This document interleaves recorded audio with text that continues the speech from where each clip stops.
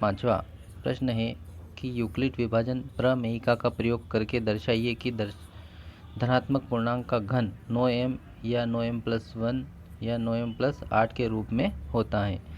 यहाँ पर प्रश्न का घन बोला गया है और इससे पहले वाले प्रश्न में वर्ग बोला गया था, इसलिए हम यहाँ पर घन निकालेंगे। माना कि x कोई धनात्मक पूर्णांक है।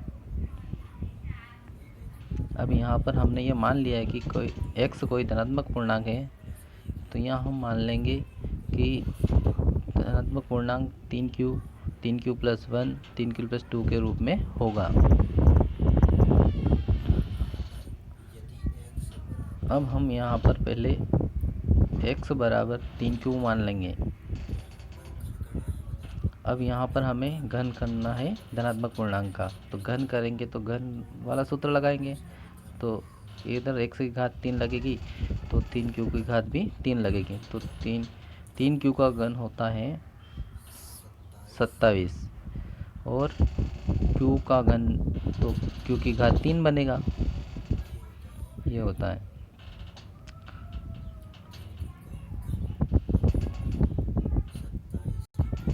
अब यहाँ पर हम 27 q की घात 3 को इस प्रकार लिख सकते हैं कि 9 गुणित, अब 9 कॉमन ले लिया यहाँ हमने इसमें से, तो कितना बचा 3q की घात 3 बचेगा। इस प्रकार हम इसको लिख सकते हैं। अब ये जो 3q की घात 3 है, इसको हम पूर्णांक मान लेंगे या इसके बदले में हम m लिख सकते हैं, तो 9m हो जाएगा। यहाँ 3q की घात 3 m पूर्णांक है, इसलिए x की घात 3 बराबर 9m हो जाएगा। अब हम लेते हैं x के बराबर में 9m+1, 3q+1 लेते हैं।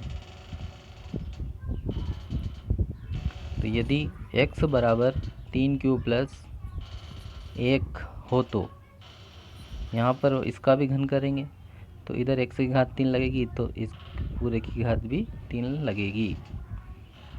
आप पिछली कक्षा में घात 3 वाले सूत्र को कर चुके हैं, यानी घन वाले सूत्र को हम कर चुके हैं, तो उसको हम उसके आधार पे इसको हल करेंगे। तो यहाँ बन जाएगा a+b की घात 3 बराबर हो जाएगा a की घात 3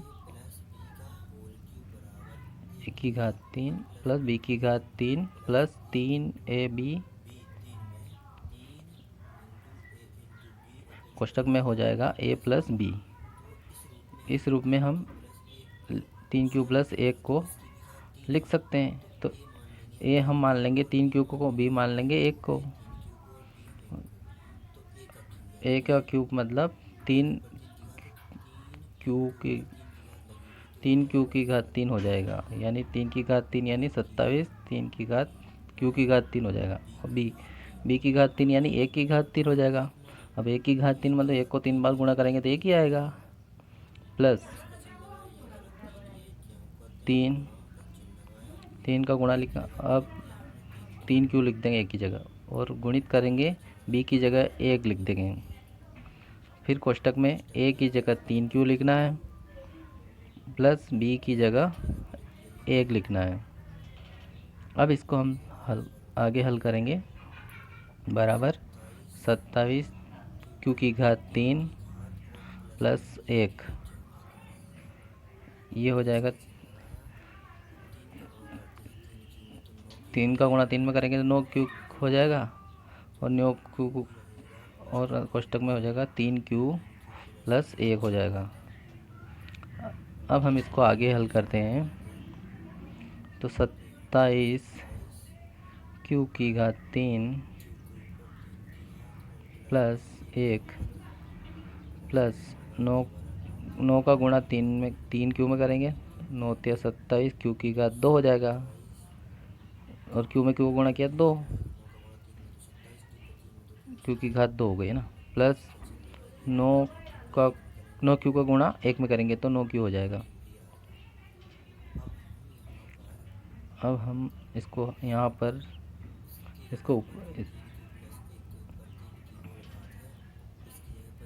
अब 3 यहाँ पर ऊपर लिख लेंगे, लिख लेंगे 27 क्यू की घात 3 प्लस, अब दूसरे नंबर वाली घात कौन सी है, 27 क्यू की घात 2, फिर अब तीसरे नंबर पर क्यू कहाँ आ रहा है, 9 क्यू आ रहा है, ये लिख दिया और लास्ट में संख्या लिख देंगे। संख्या कितनी है, 1 है। इस प्रकार से हमने इसको सर्व समीकरण को सोल्व करके लिख दिया। अब हम यहाँ पे देखते हैं कि सबसे छोटा फैक्टर कौन सा कॉमन आ रहा है, 9, तो यहाँ से 9 कॉमन आ जाएगा।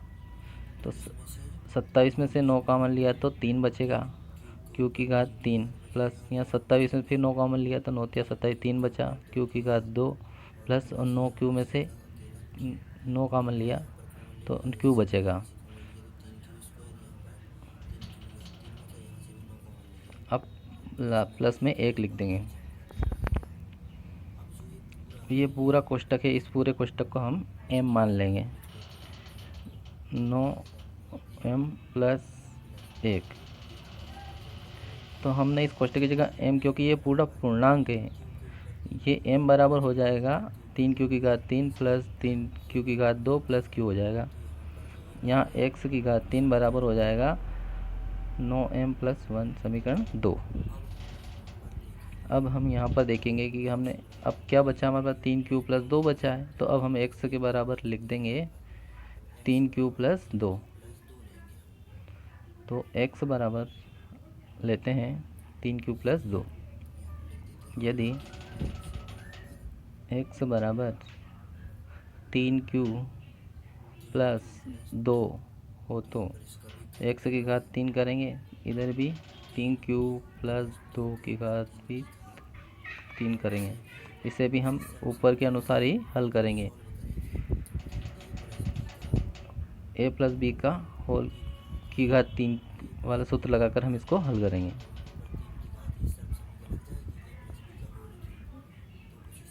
उसी सारे समीकरण से हम इसको हल कर रहे हैं। तो a प्लस बी की घात 3 बराबर होता है a की घात 3 प्लस b की घात 3 प्लस 3ab कोष्टक में a प्लस बी। तो a की जगह हो गया 3 क्यू और b की जगह हो जाएगा 2। अब हम इसको a मान लेंगे 3 क्यू को और b मान लेंगे 2 को। तो यहाँ पर a की क्यूब मतलब 3 क्यू की घात 3 हो जाएगी, 3 या 9 या 27 और क्यू की घात 3 हो जाएगा, प्लस 2 की b क्यू मतलब 2 की घात 3। अब 2 को 3 बार गुणे में करेंगे तो कितना आ जाएगा, 8 आएगा, 8 प्लस 3 a की जगह हो गया 3 क्यू और b की जगह हो जाएगा 2 आ जाएगा। फिर कोष्टक में हो जाएगा a की जगह 3 क्यू और b की जगह हो जाएगा 2।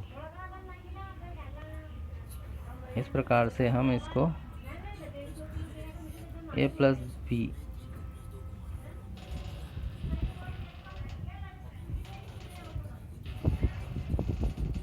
27 क्यू की घात 3, ये तो ऐसे आ जाएगा। ये प्लस 8 संख्या है, इसके साथ में क्यू नहीं है तो इसको इससे छोड़ देंगे। अब इनका मल्टीप्लाई करेंगे, 3 तिया 9, 9 दूना 18 हो जाएगा, 18 और साथ में आ जाएगा क्यू।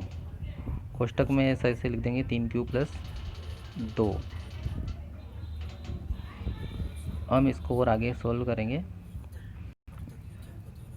27 क्यू की घात 3 और ये 8 का 8 प्लस, अब हम कोष्टक को हल करेंगे तो बाहर वाली संख्या का गुणा अंदर वाली संख्या में होगा। तो 18 का गुणा 3 में होगा, 18 या 54 और क्यू में क्यू का गुणा होगा तो क्यू की घात 2 बन जाएगा, प्लस 18 दूना 36 हो जाएगा और साथ में आ जाएगा क्यू।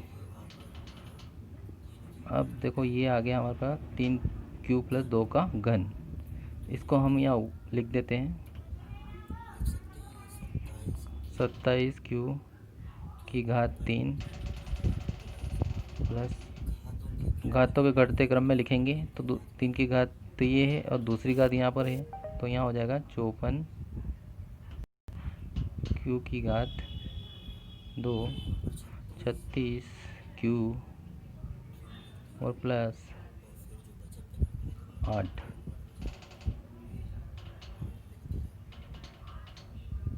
अब यहाँ पर हम देखते हैं 3 संख्याएं दिख रही है क्यू वाली, इनमें से 9 कॉमन ले लेंगे यहाँ से।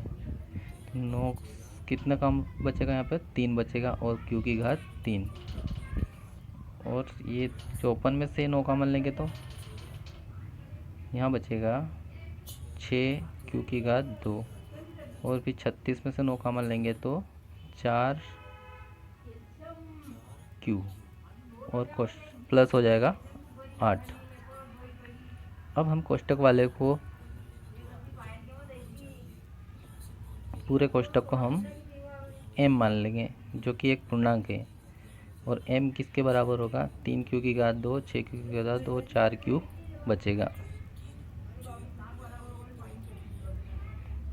ये जो ब्रैकेट में कोष्टक में दिख रहा है ये हमारा पूर्णांक है और इस पूर्णांक को हमेशा m मानते हैं और प्लस में 8 लिख देंगे और ऐसे ऐसे आ जाएगा। m बराबर हो जाएगा 3 क्यू की घात 3 हो जाएगा और 6 क्यू की घात 2 प्लस 4 क्यू हो जाएगा। ये पूरा एक पूर्णांक है जिसको हमने m मान लिया है। यहाँ पर हम इस समीकरण नंबर 3 दे देंगे। ये हो गया x की घात 3 बराबर हो गया 9m प्लस 8। अब समीकरण 1 और 2 को देखेंगे। समीकरण 1 में क्या आया? 9m। समीकरण नंबर 2 में क्या आया? 9m plus 1। 3 में क्या आया? 9m plus 8। यही हमें दिखाना था कि किसी धनात्मक पूर्णांक का घन 9m, 9m प्लस 1 और 9m प्लस 8 होता है। धन्यवाद।